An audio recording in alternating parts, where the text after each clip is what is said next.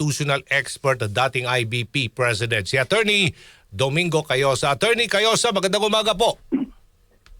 Good morning, Aljo. Magandang umaga sa ating kababayan. Opo. Para lang may paliwanag sa ating mga kababayan, ngayon naglabasan na ho, nag-issue na po ng warrant of arrest ang Sandigan Bayan muna tayo, sir, dito sa involved po ng flood control anomaly. Ang tanong nila, bakit alam naman nila na si Zaldico ay nasa abroad? Bakit kinakailangan daw puntahan pa sa kanyang bahay para isilbi ang mandamiento de arresto? Well, kahit pro forma yun, no? Number one, hindi naman talaga alam kung nasaan yung taong yan. Diba? Ang nakikita lang natin yung video at saka yung sabi-sabi nasa abroad. So, pangalawa, kung titignan ho kasi natin yung mga sakdal, yung charge at saka yung warrant of arrest, nakalagay doon yung alam na tinitirhan niya. So, pag mag-issue din ng warrant of arrest, sasabihin din ng korte sa mga kapulisan, yung sino man mag-serve ng warrant, ito ang alam na last na address niya. So normal lang na pupuntahan muna nila yon. Pagka wala doon, hindi magre-report sa korte na wala doon. So ganun ho yun. It's a formality, but it is also necessary. Kasi doon nagsisimula, doon na nag-base ang pulis dun sa nilalaman ng warrant of arrest. At usually, ang ilalagay naman dyan ng court kung ano sasabihin ng prosecution na alam nila na last address niya, last known address. Okay. Kaya ho ginagawa yan. So, pag hindi po nila natuntun doon ang isang akusado, what will happen po sa warrant of arrest? Well, magre-report ko yan sa korte. Pupunta ko kami dun sa sinabi yung alam ng batas na last address niya, wala ko siya doon. So, yung korte, maaari mag-issue ng alias warrant of arrest o kaya kahit saan siya makita. And then, pwede rin, halimbawa, ngayon, pwedeng sasabihin na hingin na ang tulong ng Interpol, kung nasa ibang bansa.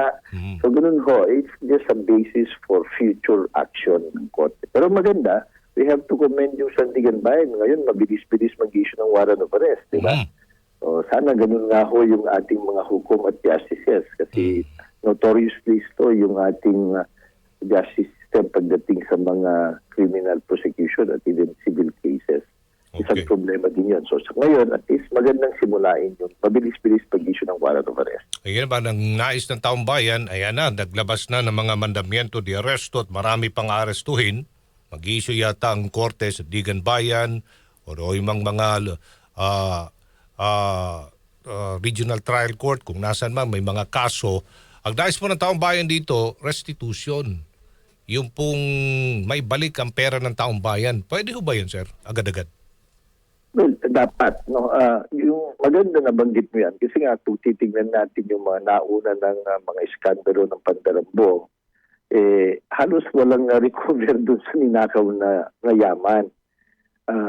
Sana ngayon ay mas mabilis-bilis ang prosecution, mag-file ng mga motion for preliminary attachment doon sa mga ari-arian ng mga akusado. Kasi yung remedies for preliminary remedies na nasa rules of court under Sandigan Bayan rules, applicable din yan for mga cases filed before it. So, ang isa dito, yung tinatawag na preliminary attachment. Habang dinidinig pang kaso, wala pang husga ang korte, agad-agad, upon motion of the prosecution at i-justify nila ito, mag-i-issue ng preliminary attachment dun sa lahat ng mga ari-arian ng mga akusado para kung sakali sila ho ay mahatulan na guilty at nagnakawa, merong pagkukunan ng ibabalik sa kaban ng bayan. Importante yan. Hindi pa natin nakikita yon. Ang concern ng ilan nating mga kababayan, baka nailipat na nila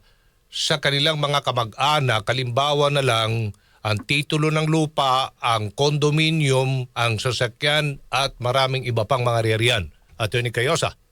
Malamang ganun na ang ginawa ng mga ito. Pero wag ho tayo mag-alala yun sapagkat kung talagang gusto ng hukom o ng mga justices, pwede ho naman yung gamitin yung concept of piercing the veil of corporate identity. Ibig sabihin, kung yan mga korporasyon, linipat na dyan at matitrace naman yan, di ba?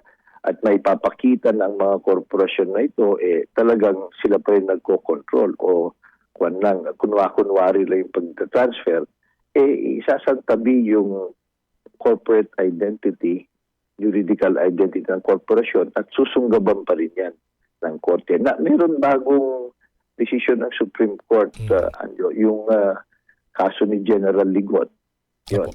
Sinabi ng malinaw yun. At hindi naman bagong prinsipyo ito. Matagal na ito na prinsipyo na kahit linipat mo yan sa asawa mo, sa bayaw mo, sa driver mo, kung maipapakita na that was done in fraud o para lang hindi mahagip ng batas yung mga ninakaw mong yaman, maaaring kunin pa rin ng korte yan, yung mga anak, di ba? Yun ang nangyari kay General Ligot. So, hindi bagong prinsipyo ito, matagal na.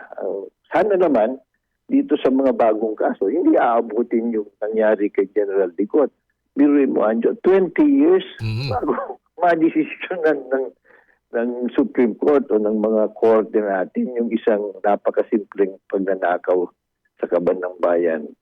Done 20 years ago, more than 20 years. So sana itong mga pangyayaring ito, bantayan din natin ang korte, yung mga hukom at mga justices. Kasi maiwasan sana yung dribbling hanggat mauwi sa wala ito. At bantayan din natin sila. Kaya importante nga na ma-attach na sana, ma-freeze, ma-attach na lahat ng ari-arian ng mga itong magnanakaw.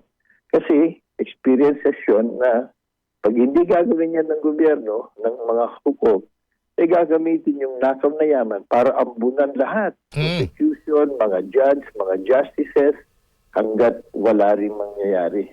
Diba? Gagawan ng palusot yung akusado. Sana we learn the lessons of history at sana matigil na itong mga ganitong pandidribble sa korte, mga technicalities kunwari, o kaya ipapadismiss na lang kasi sasabihin napakatagal na yung kaso. Huwag naman sana mauwi ito. Bantayan natin yan, Aljo. Sino po mag-i-initiate po nito? Ang ombudsman? Ano pong trabaho ng Solgen ho dito? Para ho agad ma-attach sa mga ari-arian at magkaroon po ng mga freeze order? Doon sa mga criminal cases, yung mga fina-file ng ombudsman, ang ombudsman ang mag-file ng motion. Doon ho naman sa civil forfeiture cases, this is an old, 1955 pa ito, Aljo. Yung Solicitor General upon the complaint of any taxpayer, yung unexplained wealth ba?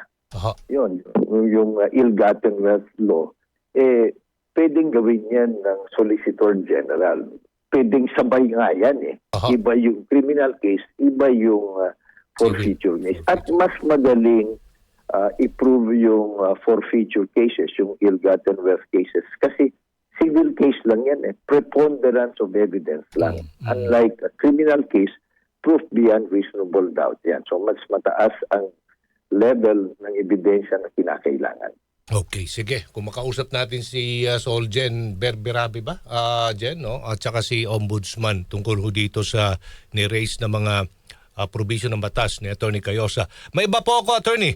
What will happen to Roque, Attorney Roque ngayon? Kasi sinasabi niya, sumakay pa nga ako sana ng aeroplano Kaya lang pinababa ako dahil hindi daw siya fit to travel. Ano ba itong mga sinasabi niya? Kanselado na kanya pasaporte. May pinanghahawakan ba siyang katibayan sa talaga, sir, na hindi siya basta-basta lang maaresto po ng Interpol na nasa Netherlands? Opo.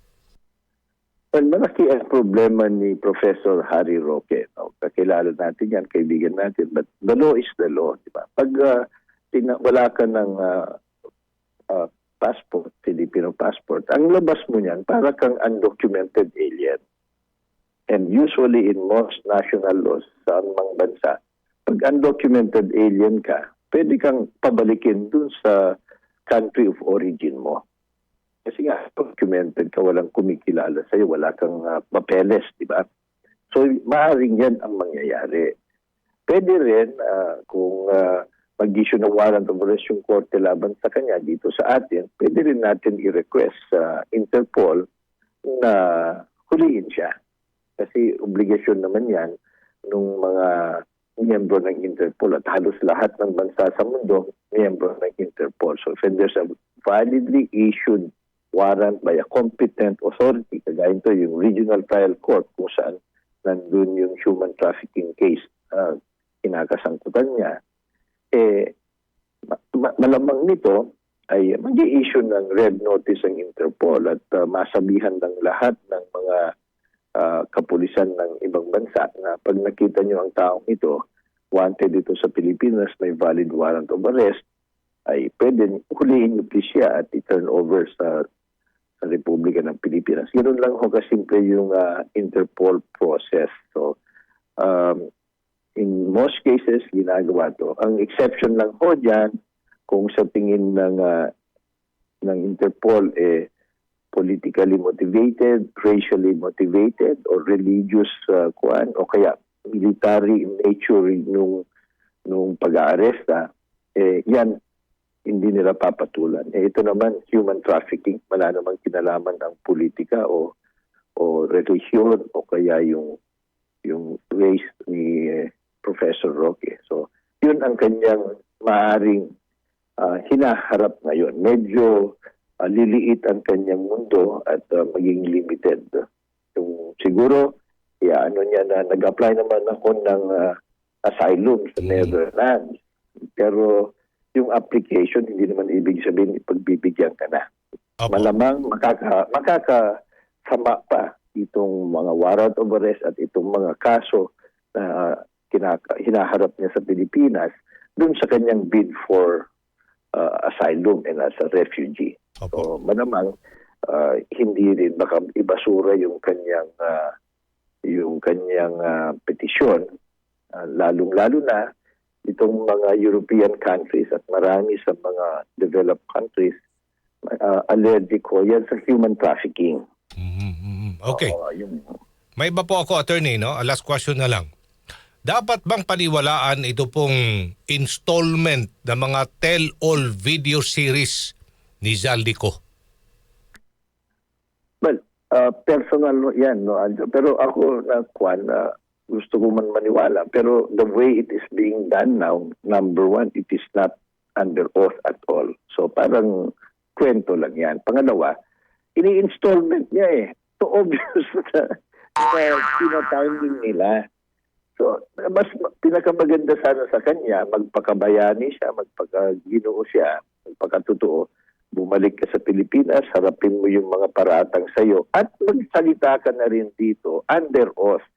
Kasi yung salita ka ng video, hindi ka naman you don't subject yourself to clarificatory question. Wala ka namang, maliban dun sa gawa mong video, wala ka namang ino-offer na mga ebidensya, corroborative evidence o corroborative witnesses.